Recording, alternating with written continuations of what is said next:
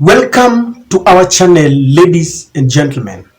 If you are watching this channel for the first time, kindly hit the subscribe button, click the notification bell, and like our videos.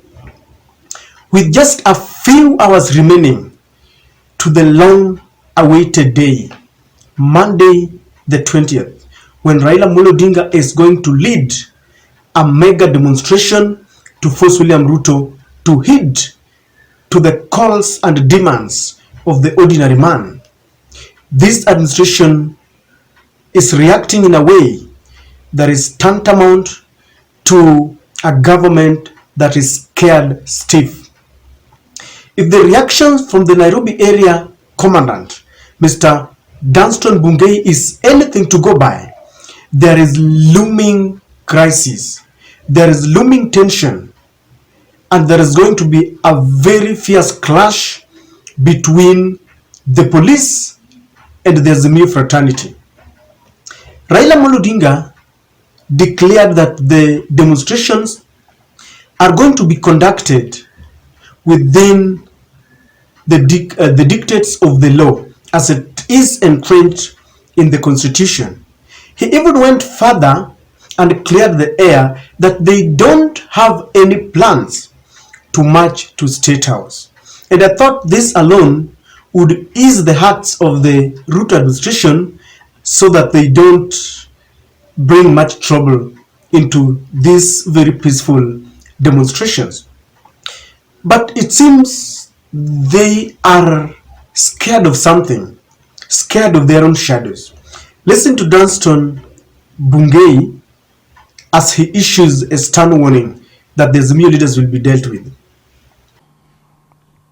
We are in receipt of two requests that came late yesterday and today in the morning. One from Azimio La Umoja, one Kenya, and one from businessmen Nairobi community. But for the public interest, I just want to inform you that both of them did not meet the thresholds of the law, and therefore their requests were declined. If it is an illegal procession, it shall be made by the parameters of law. That is very clear. Two, State House is a protected area. There will be no roads closed. There are no roads closed. The whole roads will be operational. When he spoke, this news reached Raila when he was somewhere in the holiest of the holy places in church, and Raila reacted because he feels that these are attempts to intimidate him. Just listen to what he said. Watu watafanya maandamano.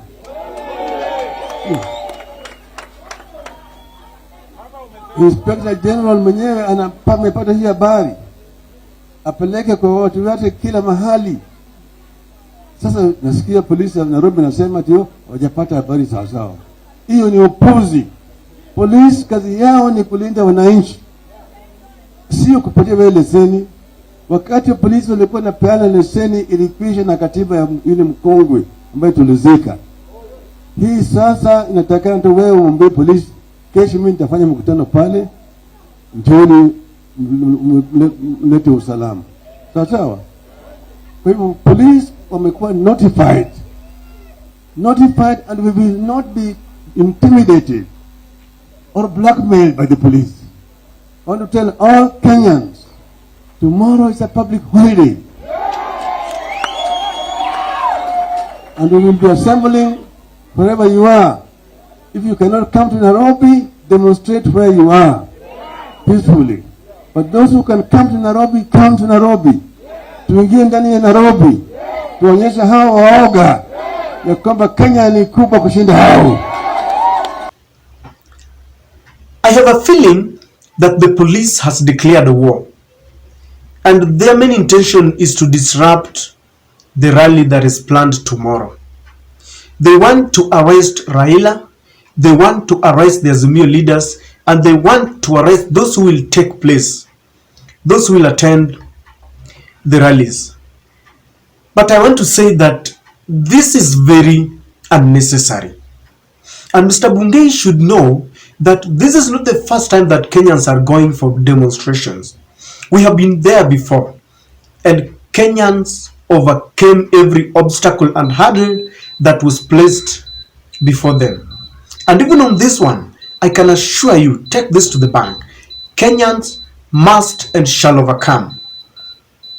I'm telling you that they shall overcome, because the issues that they are trying to canvass are real issues that are touching at the hearts of Mwananchi. You know, many of the police still believe that Raila Amolo Odinga is fighting for self-aggrandizement and a selfish interests, but it is not. I told you that Raila Amolo Odinga has got an over 8 following behind him who are asking him questions. They voted for him. Their victory was never held. They believe it was robbed from them. But the person who took power is not even trying to ensure that he appeases the people he robbed of their victory. When the cost of living is too high, this elicits reactions from the local people. It is not only happening in Kenya. In every other nation, when the citizenry becomes hungry and angry, they will go out to ask questions.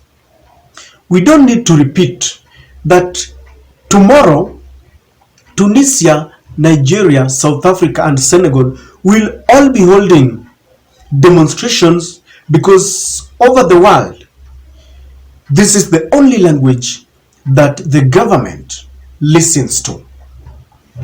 If the government makes good its threat to disrupt the Azimio rally, I'm telling you, it will be messy and very chaotic. Because in many occasions you have seen people going to the streets to exercise their democratic rights, but they are being infuriated and attacked by the police. And when this happens, let me tell you, if you rattle a snake, be ready, the snake will bite you. You've seen the demonstrations that have been happening ever since Raila officially declared the demonstrations. They have all been very peaceful, except in Kisumu, when the government decided to go and feast in front of hungry Kenyans, and Kenyans decided that this was enough.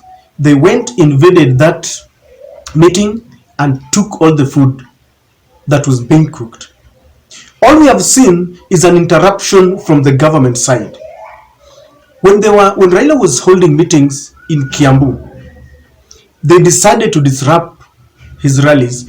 A rogue police officer, who I've always said could be baying for Raila's blood, lobbed a tear gas canister in Raila rallies, something that was condemned because it was quite unnecessary. But even on that occasion, in that meeting, the Azimio government, the luminaries who were there, took their time to remind the police officer and whoever sent them that that meeting was peaceful, and they planned to hold even more peaceful demonstrations. In Githurai, they sent some rogue youths to go and demolish their dais, the dais that had been erected so that the Azimio could come and address their people. So what we have seen, contrary to what Mr. Bungei is saying, because he's giving warnings that whoever will try to disrupt business in Nairobi will be dealt with, all we have seen is that it is the government side that has manifested fear and characters that indicate that they are planning to interfere with peace when people are peacefully demonstrating. But this was a well choreographed plan even before the announcement by the police. They decided that they had brought in the Nairobi business community, who pretended they came under the guise of also looking for permission to demonstrate on the very day that Azimio had indicated and had given a notice that they wanted to demonstrate. Why would someone indicate intentions or interest of going for peaceful demonstrations on the day when you have declared that you also want to demonstrate? We've got 360 days, 365 days in a year.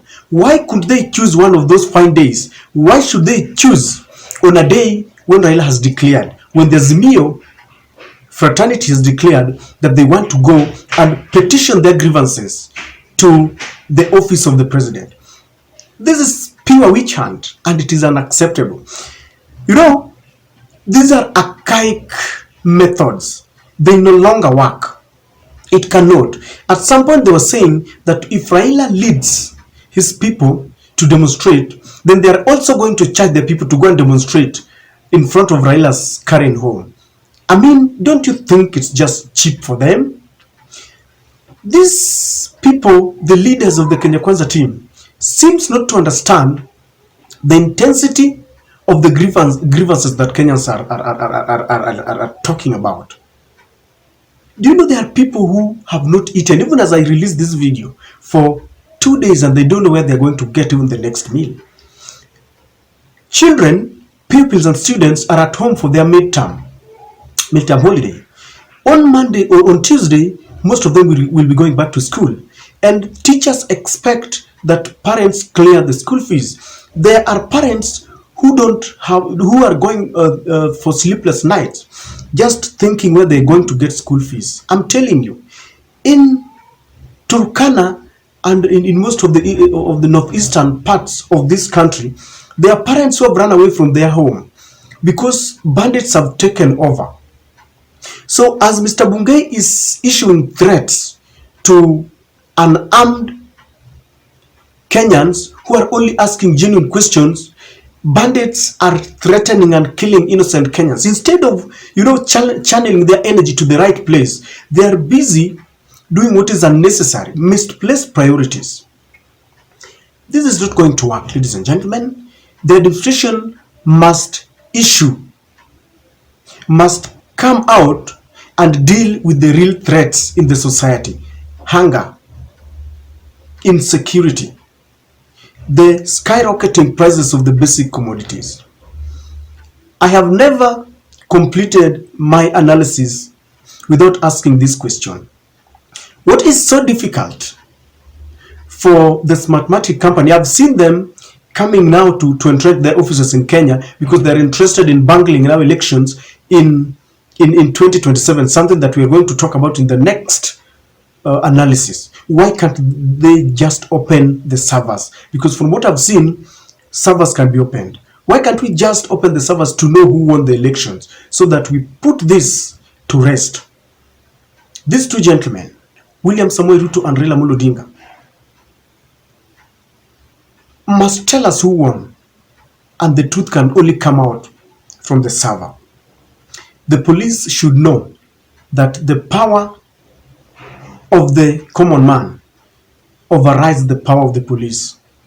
And if they think that this is a joke, let them wait for tomorrow Monday, and they will know that this is not just a joke. Kenyans are talking about real issues. For President William Samoei Ruto, open this server so that we don't witness unnecessary altercation and bloodshed. And this is my take.